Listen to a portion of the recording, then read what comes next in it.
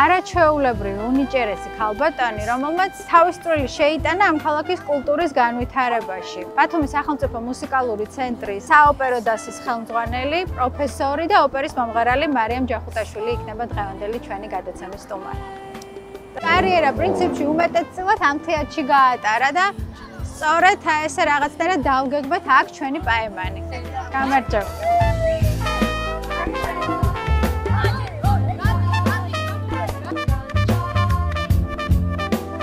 გამარჯობა. როგორ ძანდები? თქვენი ყავა.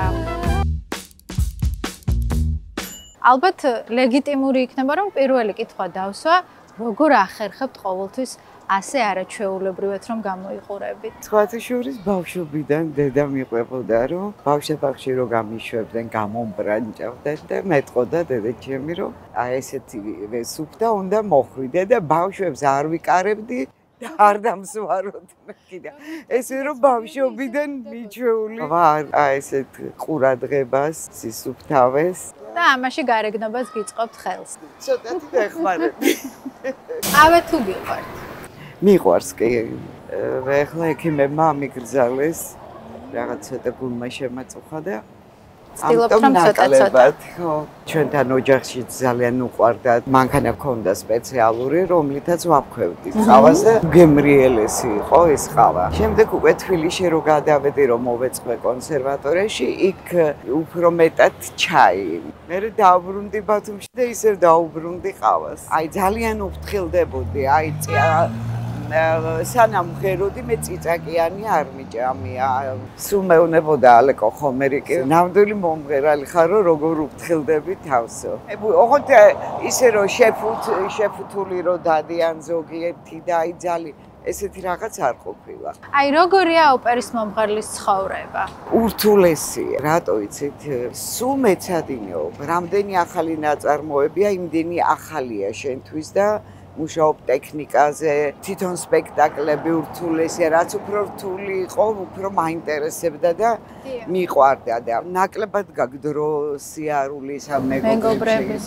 ხო, აი როცა მღეროდი ესე ვიყავი. სახლი და მეცადინეობა და კონცერტები და სპექტაკლები. ქონდათ ეს რაღაცა სინანულის განცდა, რომ აიგობრებთან და ქალებთან ერთად მოგდომებიოთ ვთქვათ ყოფნა და ამ დროს თქვენ სპექტაკლები. იმდენად მიყვარდა ეს ჩემი სპეციალობა და იმდენად კარგი იყო.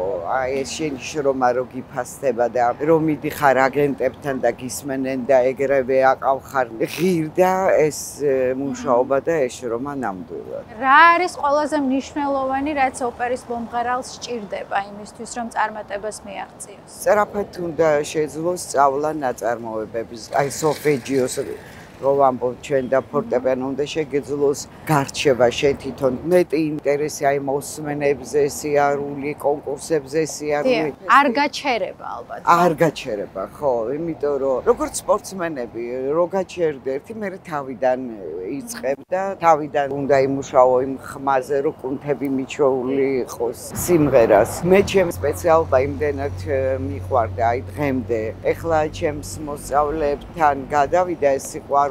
ძალიან მეჩხუბებოდნენ ჩემი პედაგოგები თბილისში, სადაც ახლობლები, რომ ცოტა ადრე დავანებდე თავი და რატომო და იცი რა, სიმღერა და თან პედაგოგობა და ისა რთულია, ან ერთი უნდა იყოს, ან მეორე. აი სულ მაინტერესებს ეს მომღერლობა ხო რაღაცა მაინც არ არის ეს ხანგრძლივი პროფესია რა, სადღაც მთავრდება, რომელიღაცა ასაკამდე. იცი რა არის, აი მოცეკვავეებზე და ბალეტის ხალხზე უფრო გვიან შეუძლია იმღეროს მომღერალმა თუ რეჟიმშია და თუ გაუფრთხილდება. თუ გაუფრთხილდება ამაზე სულ თუ მუშაობაში იქნება და ტრენაში.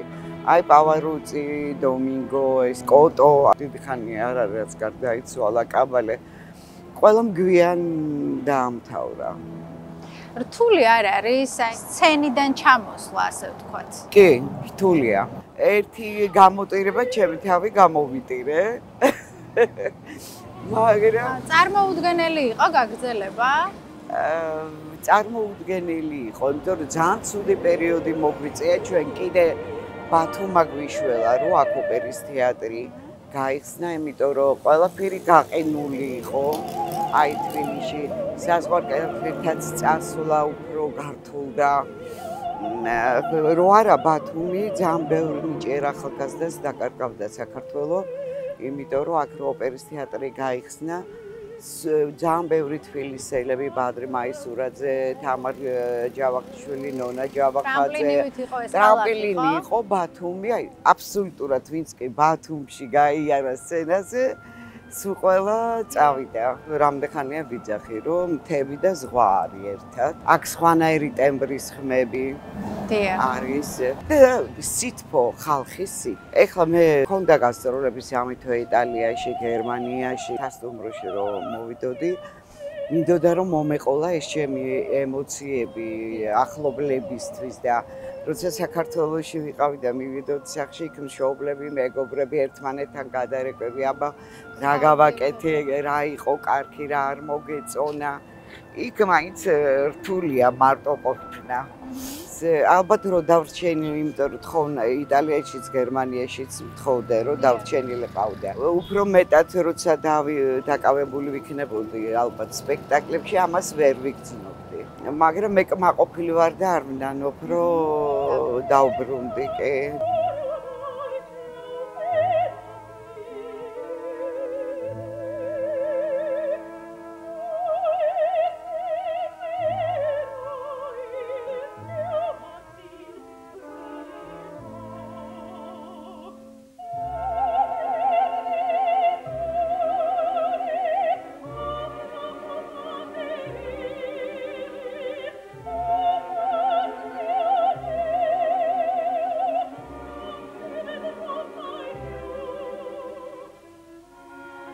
გასული წლები გაიხსენეთ 90-იანი წლები, როცა პრაქტიკულად დანარჩენ საქართველოში ბრნელოდა, მაგრამ აქ ოპერის თეატრი ყავდა. ოპერის თეატრი ყავდა.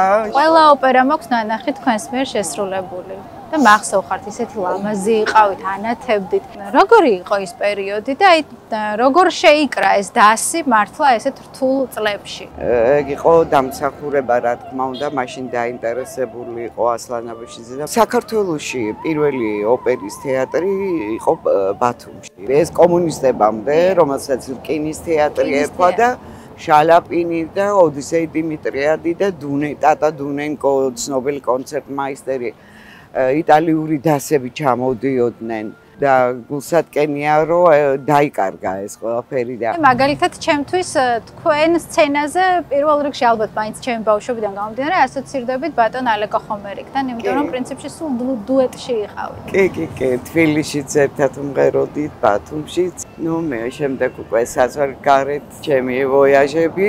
აი არის ის ენთუზიაზმი დღესაც, რაც თქვა ამ თეატრში თქვენს ახალგაზრდობაში. როგორ არა და ყველას ოცნება რომ ბათუმში იყოს ოპერის თეატრი. არა მხოლოდ ბათუმელების, აი თბილისშიც სულ მეუბნებიან, ნუ თუ არა აშენებენ, რამე ქენით რო აშენდეს, აი ქუთაისშიც პატარა ქალაქია, თავისი ოპერის თეატრი აქვს, ესე რომ აჭარას ეგეთი ბულვარი გქონდეს და ესეთი მომღერლები გყავდეს, აუცილებელია რომ აშენდეს და ძალიან დიდი იმედი მაქვს. აუცილებლად აშენდება, მეც გული მიგრძნობს. და ასევე ვფიქრობ, რომ ის კონსერვატორია, რომელიც გქონდა ბათუმში. კი, აი ისიც ძალიან მნიშვნელოვან როლს ასრულებდა.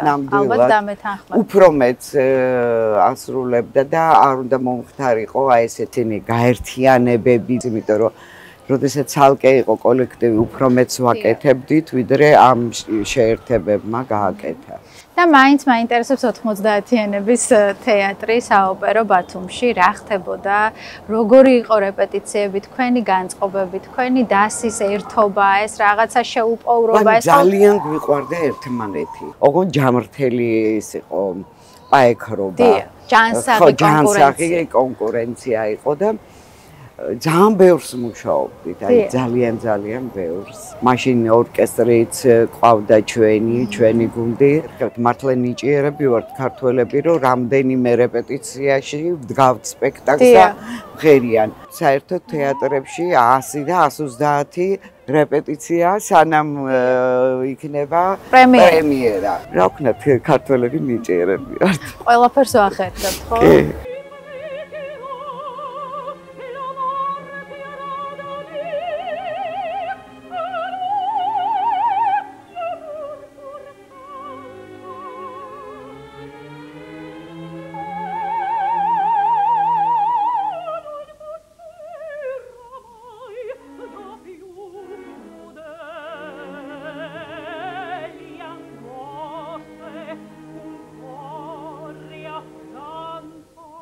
მე ესეთი ისტორია მაქვს მოსმენილი, რომ პრემიერის წინა ღამით თურქეთში გადავიდნენ. კარიერა და პირადი ცხოვრება ერთად რამდენად შესაბამისია და რამდენად ხერხდება.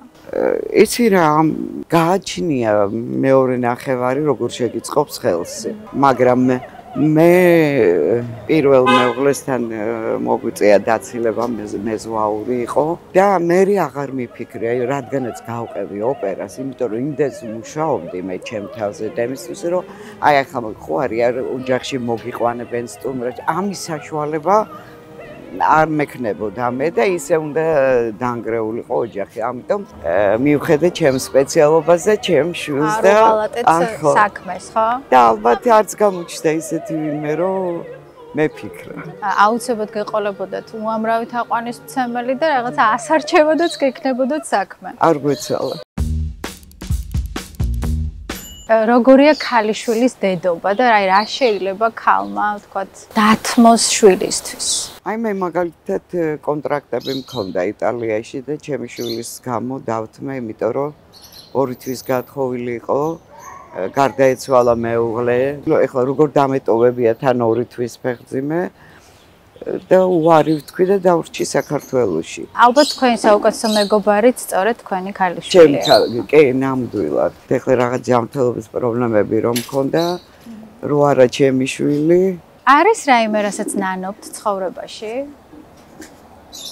ზოგჯერ ნანობ, მაგრამ ბედნიერი ვარ, რომ მე გაუზარდებ საოპერო მომღერლები ბათუმს. ზოგჯერ ვფიქრობ, რომ იქნებ რომ წავსულიყავი უფრო ეკონომიურად, უფრო ძლიერი ვიქნებოდი, უფრო დავეხმარებოდი ჩემებს, მაგრამ მე ვამბობ, რომ არა. მაინც ჩემს ქვეყანაში ვარ, ჩემს ქალაქში. აი ჩემ შვილსაც მაგალითად ბათუმის გარდა ვერ წარმოუდგენია სხვაგან ცხოვრება, როგორც მე. აი რით არის ეს ქალაქი გამორჩეული, როგორ ფიქრობ? იცი რა, ჯერთი ლამაზია, მე კიდე თბილი ხალხია, ერთმანეთი უყვართ, ერთმანეთს პატივს სცემენ. მაგალითად ჩვენთან სახლში კარები არ იკეტებოდა, ღია იყო სულ და ნებისმიერ მეზობელს შეეძლო შემოსულა და რაც უნდა აიღო დაუშვა და ისე რომ ერთ ოჯახად ცხოვრობდით, ხო?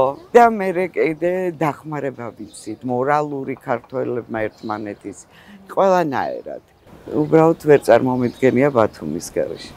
და ბათუმსაც ვერ წარმოუდგენია თქვენს გარეშე.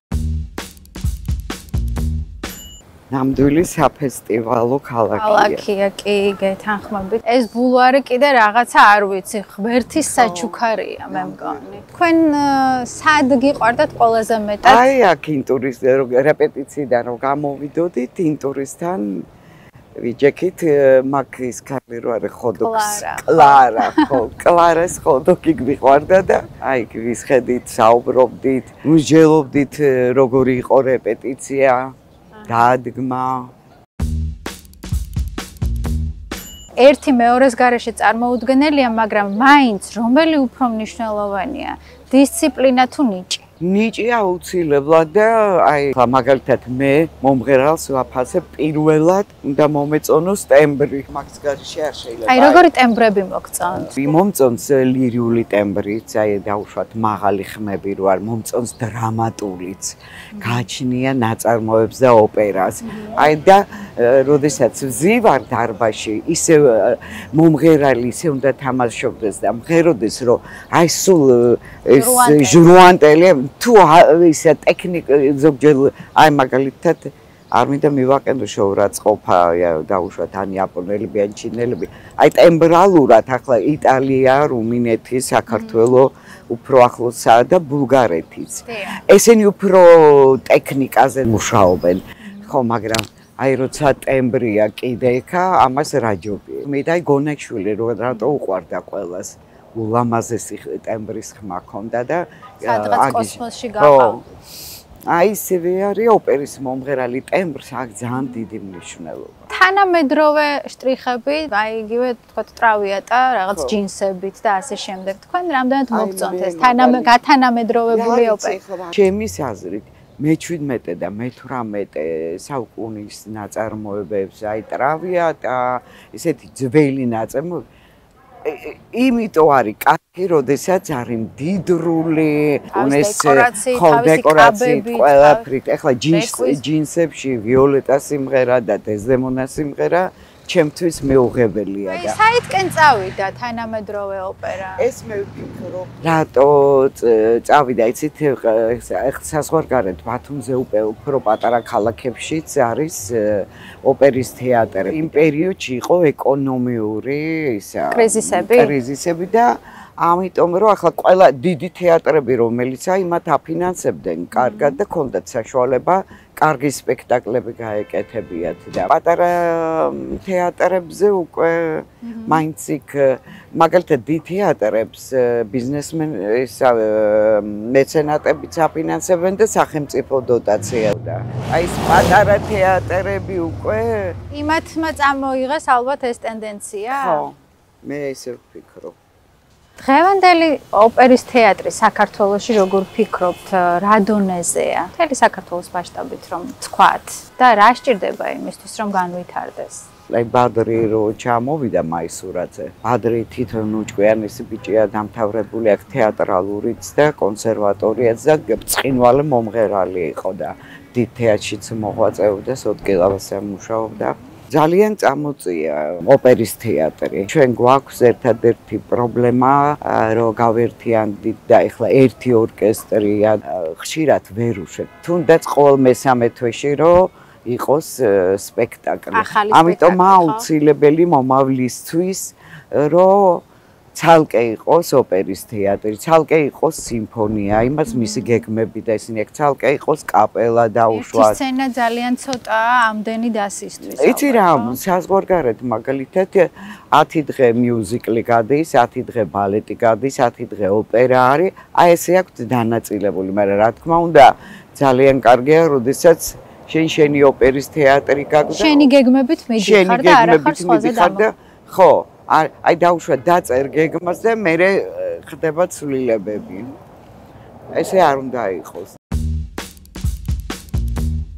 ყველას ლოკაცია მე მგონი ეს ადგილი. ღამის 2-მდე 3-მდე ვიჯექით ჭორავდით რეპეტიციის მერე და მე მგონი ყველა ფეხით მივდიოდით სახლებში. ერთი პერიოდი ინტურისტში, აი ახალი გახსნილი იყო ოპერა და ინტურისტში ვცხოვრობდით მომღერლები. იმიტომ რომ აქ შუქი იყო სულ და ამიტომ ძალიან მიყვარს. ეხლაც მიყვარს ბულვარი.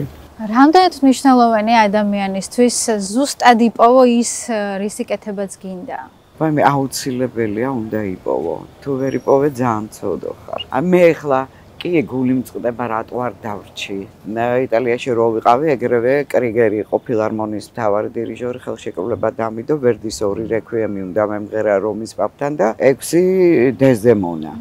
არა და რომ მოვდიოდი შენ ახლა თუ წახვედი აღარ ხარ ჩამომსვლელიო მითხრა და აი ამაზე მწყდება გული, იმიტომ რომ ისე აი პოდნოზე თითქოს ღმერთმა მომართვა აი ეს კარიერა და მე წამოვედი. ხო, წამოვედი. მაგრამ ნუ რას იზავ. ეთყობა ჩემბედი იყო ესეთი. ან ცოტა მოვიწყო. თუმცა მაინც იგივე სფეროში დარჩი. კი, იგივე სფეროში და რამსავარია გავზარდე ადგილობრივი კადრები. რაც ძალიან მნიშვნელოვანია. აი, სად წარმოგიდგენიათ მაინც ოპერის თეატრი? გექნებათ თქვენ ამაზეც ნაფიქრი? იცით რა, ცენტრში რა თქმა უნდა. აი ახლოს სადაც დრამატული თეატრია, ერთად უნდა იყოს. ცენტრში უნდა იყოს აუცილებლად, იმიტომ რომ ყველა ქალაქში ცენტრი, ანუ ათლა ქალაქის იწყება აი როგორც ოპერის ეს ჩვენი დრამატული თეატრები, აი მაგაზე დიდი არც არის საჭირო. თუ შეასრულა ჩვენმა მთავრობამ ჩვენი სურვილი, იქნება ის ძალიან დიდი ისტორია. რომ ბათუმს ექნება ოპერის თეატრი. დროსთან ერთად თუ იცვლებოდა პუბლიკა და მსმენელი. და აი შეგიძლიათ შეადაროთ თქვათ როგორი იყო მაშინ და დღევანდელი პუბლიკა. და ხალხი ნენელა ქართული ოპერებით დავიწყედი და მაყურებელი ყავდა სულ. ეხლაც რამდენი აი პანდემიამ გაგვაჩერა რაღაცა, მაგრამ თუმცა ჩვენ მაინც მუშაობდით, იმიტომ რომ ინდივიდუალურად მიწევდა მუშაობა და წეში კონცერტებიც გავაკეთეთ და გადავიღეთ და ამდენი წელი სპექტაკლი არ იყო და ეხლა რომ ლელა დავდგით მით უმეტეს ლელა ძალიან უყვარს ქართულ მაყურებელზე. ქართულს კი არა გერმანიაში რო არიან მიმღერე, მე მსუმთხოვდნენ რომ მემღერა და იტალიაში ხო. სამივე სპექტაკლზე ინგრეოდა წვიმით ყველაფერი და სავსე იყო დარბაზი ეხლა. მოწყურებულია და ახალგაზრდებიც იცი ნენელა შეეჩვევიან. სხვადასხვა ქვეყნების პუბლიკას თუ შეადარებთ. აი როგორია იტალიელი მსმენელი, როგორია გერმანელი მსმენელი თქვენი დაკვირვებით. აი 40 კონცერტი ქონდა გერმანიაში. ფეხზე იდგენ და გვიკრავდნენ და სოლისტებს რო გამოვდიოდით. იქ უკვე დიდი ხანია ეგ ოპერა და აი გიჟდებიან ამ ჟანრზე და ჩვენთანაც ეხლა თუ კარგად მღერის მომღერალი და კარგად ასრულებს აქვს დიდი ტაში მაშინ. და ნენელა რა თქმა უნდა უკვე აქაც ჩვენ თბილისში არავინ არ გამოტოვებს სპექტაკლს, აი სულ ყავს სპექტაკლს მაყურებელი. თუ მომღერალის სცენაზე ხშირად არ გამოვიდა, არ ფეხბურთელივით მომღერალი. რა თქმა უნდა, კი. რაც მეც მღერი ხარ და რაც მეც თამაშობ სცენაზე, მით უფრო გამოცდილებას ღებულობ, კი. აი რა აკლია ჩვენს დას, თქვენ როგორ ფიქრობთ? ჩვენს დას აკლია ორკესტრი. ორკესტრი ცალკე რო იყოს ორკესტრი. ჩვენც რაც მე მგონი ძალიან მნიშვნელოვანია, ერთ-ერთი მთავარი კომპონენტი. აი ეს შიდა სამზარეულო მაინტერესებს ყოველთვის საოპერო სფეროსი, იმიტომ რომ ვიცი რომ ყველაზე რთული სწორედ საოპერო სამყარო შიდა სამზარეულოა. იქ რაღაცა ფარული კონკურენცია, იქ რაღაცა ცოტა ბოროტული ნაბიჯები და ასე შემდეგ. აი როგორ უნდა გაიტანო თავი რომ დიდ სცენებზე შედგე მომღერლად? არ უნდა ინტრიგაში არ უნდა ჩაერიო. შენ უნდა შენს თავზე ემუშაო და შენი სიმღერი დაამტკიცო ყოველგვარი ჩხუბის და რაღაცის გარეთ. მე მაგალითად როგორც ხელმძღვანელი ავიყვან ისეთ მომღერალს როგორც ფეხბურთი. რო იცი, რო ვის გაყიდი იმ ფეხბურთელს და გაგიმართლებს, ხო? იგივე არის ოპერა. იცი შენ რომელი მომღერალია ძლიერი, რომელი აყენებს ფეხზე მაყურებელს სპექტაკლის დროს, ისეთი მან გინდა რომ იმღეროს. თუმცა ის მომღერალი, რომელსაც თქვენ თქვა დისკს მისცემთ და გაუშვებთ, იგივე თუნდაც ევროპულ თეატრებში, იქ შემდეგ უნდა გაიტანოს თავი. იმიტომ რომ კონკურენცია ძალიან მაღალი. ვინც შენთან ერთად სცენაზე დგას, დაუშვა და უნდა იმ ერთი და იგივე სპექტაკლი უნდა იმაზე ხუთი თავით მაღლა უნდა იყო. იმიტომ რომ ისინი პირველ რიგში თავიანთ მომღერლებს პატრონობენ და დაუშვათ მერე სხვა. ეგეთი ბანი. ირაკლი კახიძე ნამდვილად კარგი მაგალითია. არავინ არ ყავდა პატრონი რო ჩავიდა და უვეუბნებოდი რომ აი ძალიან კარგი საფრანგეთში სად არის მღერა. ახლა მინდა მევთხარი მეტროპოლიტენი და ლასკალაში. კი, რა თქმა უნდა. სუხანი ჯაიანი ჩვენი საკმაოდ წარმატებულად მოღვაწეობს. ლამაზესი ბანია და მართლა მსოფლიო ბანია. კი, ნამდვილად. ცოტა მეტი ისჭირდება ოღონდ გასვლა უფრო. მორცხვია ცოტა. მორცხვი არ არის რა, იცი საშუალება უნდა კონდეს. ადამიანურ ურთიერთობებშია მორცხვი. მაგი კი, მაგრამ თორე სცენაზე სულაც არა. ხო, აი როგორ გითხრა, საშუალება უნდა კონდეს, რომ წახვიდე იქ მოსმენაზე იქა. ამ უცხოელებს სპონსორები ყავთ და დადიან ყველა ქვეყანაში. მაინც საჭიროა ფინანსები. ამ სფეროში რომ მიაღწიო წარმატებას ნიჭთან ერთად ფინანსები. ნიჭთან, რომ აი უბრალოდ გაემგზავრო და მოასმენინო შენი თავი. თქვენ თუ გქონიათ აი თქვათ იტალიაში მღეროდით, ვიცი, და ასე შემდეგ სხვადასხვა ქვეყნებში. კონკურენციის მომენტი და ფეხის გამოდების ისტორიები. სხვათა შორის არა. არ მქონია, იმიტომ რომ აი რო ჩავედი იტალიაში ეგრევე მომისმინა იმ დირიჟორმა და ამიყვანა და რეპეტიციაზე ჰოტელում დაიწყო ტირილი კასიომ და რო დაიწყეს იმათმა ტირილი რო დავიწყეს სიმღერა ტემბრმა იმოქმედა და ცერემლები რაო აგატირა თუ ჩამოსულა მომღერალმა შეიძლება რომ დავრჩენილიყავი და უფრო დიდხანს გავჩერებულიყავი, ალბათ რაღაც სადღაც რაღაც ხო. სადღაც ხო. რა ძალისხმევა სჭირდება ოპერის მომღერალს? ზოგადად იმისთვის რომ კარიერულ წარმატებას მიაღწიოს. აი რამდენ საათიანი მეცადინეობები, იმუნიტეტი, რა ვიცი, ალბათ ძალიან ბევრი რამ. ზარმაცე არ უნდა იყო და შენ მარტო კონცერტმაისტერზე არ უნდა იყო დამოკიდებული, იჯიდე და შენც იმეცადინო ტექნიკაზე, აი როგორც პიანისტები თითებზე მეცადინეობენ, ისე ვოკალისტმა უნდა დაჯიდეს და იმეცადინოს. თეორიული განათლება აუცილებლად უნდა ქონდეს, უნდა იცოდეს იტალიური ენა აუცილებლად და სავალდებულოა. იმიტომ რომ იტალიურ ოპერას მღერი ხარ და თითოეული სიტყვის მნიშვნელობა უნდა იცოდე, რომ გამომეყოლება სწორი იყოს, როცა მღერი ხარ და თქვენი შესრულებული ყველაზე საყვარელი როლი რომელია? აი ეს ყველა რაც კი ვიმღერე, აბესალომი და ეთერი ქართული ოპერებიდან დაის. აიდა მახსოვს მე ძალიან. აიდა, დეზდემონა, ვერდის რეკვიემი. ევგენი ონეგინი. ევგენი ონეგინი ჩვენთან ოდესმე დადგმულა. თბილისში. თბილისში ძალიან მიყვარს ეს ოპერა. საზღვარგარეთაც ეგ და პიკის ქალი იქნება. ნუ ტოსკა, ანდრიშენიე, მანოლესკო, რომელიც აი ყველაზე თქვენი რომელი იყო, აი სადაც როგორც აი თევზი. უფრო მეტად ეხლა მაშინ თბილისში უკვე აღარ გადიოდა ოპერები და რაც აქვე აიდა და დეზდემონა და რეკვიემი ალბათ. როგორ წარმოგიდგენიათ მომავალში 1-5-10 წელიწადში ბათუმის ოპერის თეატრი და როგორი გინდათ რომ იყოს? მინდა იყოს აი ისეთი როგორიც ევროპაშია და გვაქვს ამის საშუალება, გვყავს ის მომღერლები, გუნდი, კაპელა, ზღაპრული და შეიძლება რომ იყოს აქ კარგი ოპერის თეატრი. კოლაბორაციები, შესაბამისად ინტერესიც და ასე შემდეგ. რა თქმა უნდა. ფესტივალები აუცილებლად, საოპერო ფესტივალი აჭარას მოუხდება ძალიან. რაიმეს თქმა ხო არ გინდათ? მე მინდა თქვენ დიდი მადლობა გითხრათ. მადლობა თქვენ. ძალიან მიყვარხართ და მიხარია რომ დაინტერესებული ხართ ესე ოპერის თეატრით და ჩვენი მომღერლებით და ყველას გვინდა რომ აჭარაში იყოს ყველაფერი კარგი და საუკეთესო, ღირსია ეს ქალაქი ამის.